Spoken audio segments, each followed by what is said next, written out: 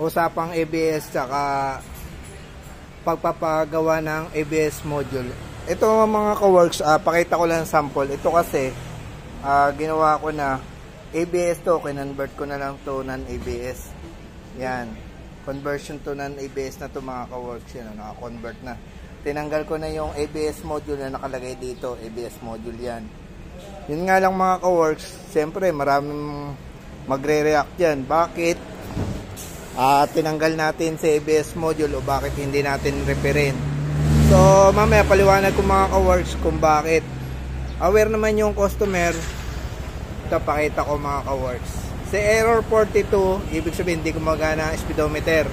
Ngayon kinonvert ko ng ABS. Ito gumagana na ang speedometer nya. Yan, nagana na. Yan, gumagana na siya. Dating error 42 or hindi gumagana ang ABS module. Ito yung ABS module.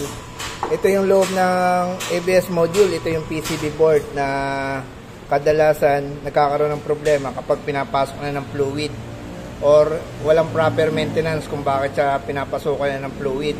May nasusunog at mayroon namang hindi pa na nare-revive. Mayroon siyang parteng hinihina kasi rito. Ito naman yung ABS module na motor niya. Ito gumagana pa. Okay pa siya to. So pinagawa na to ng client. Yan o, malinis pa eh. Napalitan na rin to ng mga pin sa loob. Malinis siya. Nung may pagawa, okay naman. Bumalik na yung ABS module niya sa dating paggana o pag-active. Yun nga lang, bumalik na naman yung problema. Nag-error 42 na naman. Tapos, yun, hindi na naman gumana yung speedometer. So, yun nga, ang ginagawa ko dito sa shop, conversion to non-ABS na lang, kino-convert ko na lang.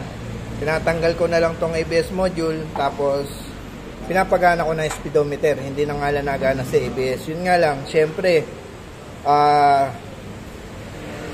ano ba sasabihin ko? Yung tinatawag na safety, bakit kailangan tanggalin sa ABS? Pwede namang referin. Tama po kayo doon. Kailangan nare-repair po siya. Hindi ko naman po nilalahat na gumagawa ng ABS.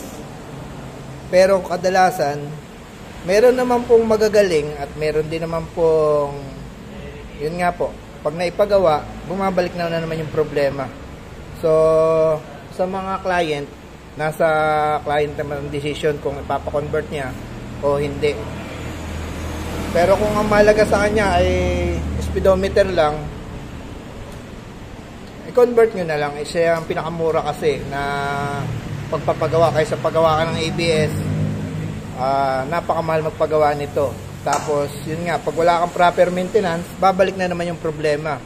Lalo na pag nasunog na yung motherboard or PCB board. Ito po yun. Pag nasunog na, napakamahal po nito. Kaya mabigat gastos sa customer. Bakit nga ba importante ang ABS? Pakita ko po yung video kung ano bang function ni ABS.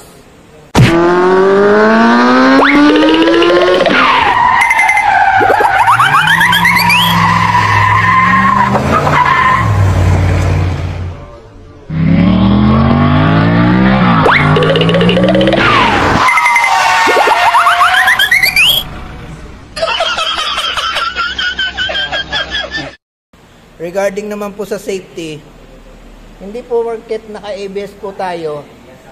Every time na magpe-preno kayo ay gagana sa ABS. Yun nga po, saka lang siya mag-active pag full brake. Yung nag-lever kayo, brake lever na full, sobrang full ng brake. Saka po siya gagana, magkakaroon po siya ng bounce or magra-rattle yung inyong brake lever. Saka po sa gagana. Hindi po yung every time na magpe-preno, gagana po sa ABS. Hindi po. For safety reason lang naman po. Pero sabi nga, ang safety po ay nasa driver pa rin. Kung magiging kamote tayo sa daan at hindi responsible, hindi natin pwedeng iasa sa ABS ang ating kaligtasan. Yun lang po mga ka-works.